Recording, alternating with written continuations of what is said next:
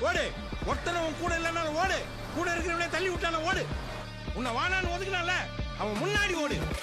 உன்னை ஆடவே கூடாதுன்னு தடுத்தானுங்கள அவனுக்காக நீ ஓடு. உன்னை சுத்தி இருக்கிற எல்லாத்தையும் மாத்தணும்னா நீ ஓடு. ஓடு ஓடு. ஏறி ஏறி ஏறி ஏறி ஏறி ஏறி நீ மேல.